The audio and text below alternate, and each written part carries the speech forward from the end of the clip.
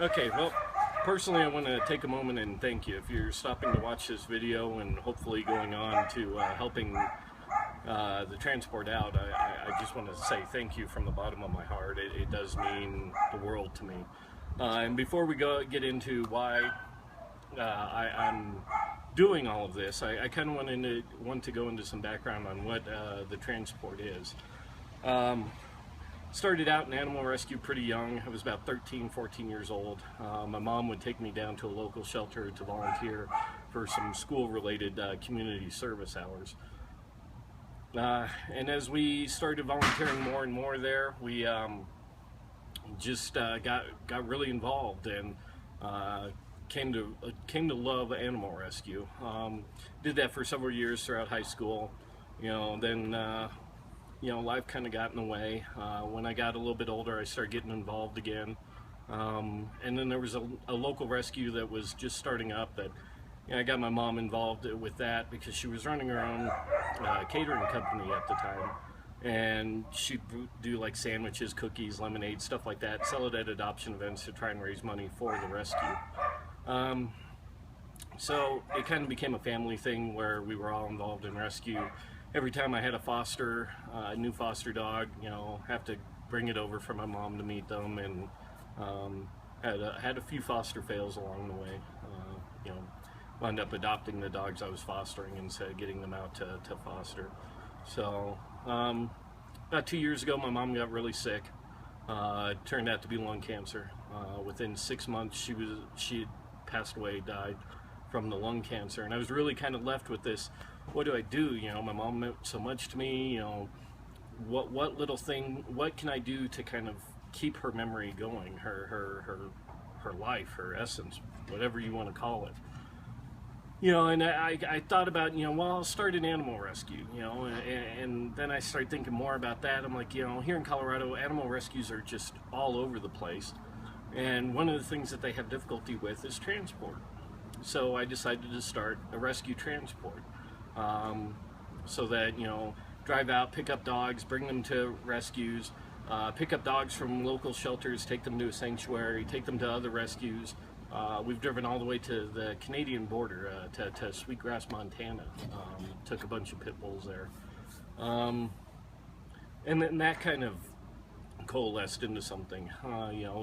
Pit bulls don't really bother me, so that kind of became our niche thing, that we did a lot of pit bulls, but at the same time, we were open to other animals as well.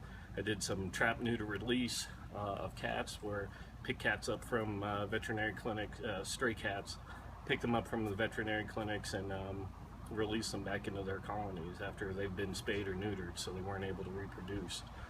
So it kind of turned into a thing. Unfortunately, it's not cheap. There's vehicle upkeep, there's gas. I have an SUV for this, so I don't really need hotel room costs. I can sleep in the back of my truck at a rest stop.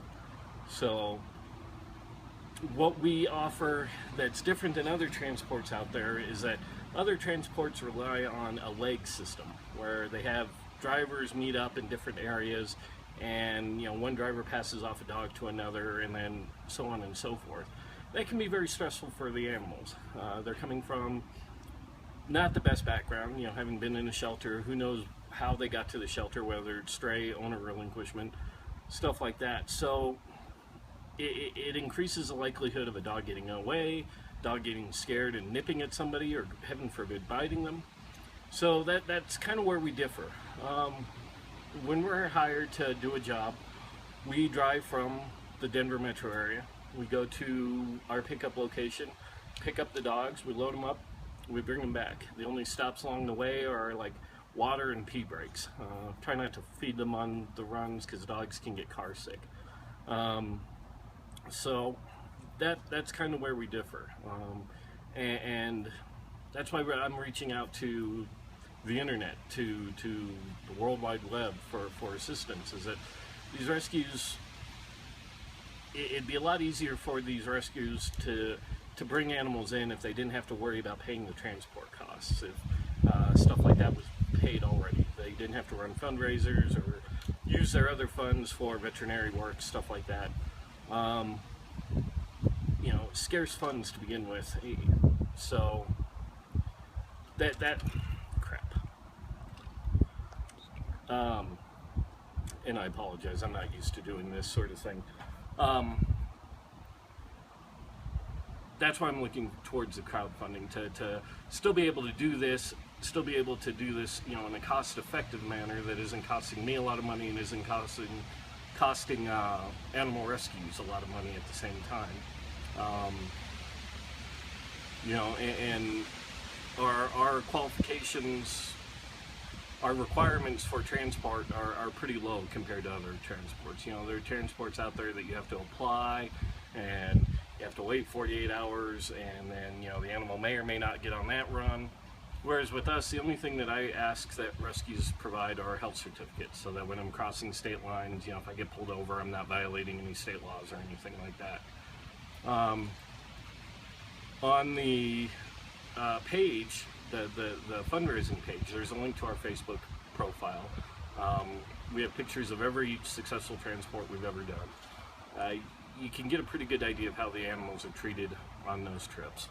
You know, we take care of the animals. We care for them. We sometimes it's a little hard for me to let them go because they get attached on the long run. But in the meantime, I also know that what we're doing is making a difference in their life, and that's what I'm asking you guys to do, is to help me make a difference in animals' lives and rescues' lives, you know, and be just a small part of that, you know. And that's why I offered the sponsorship perk on my fundraiser.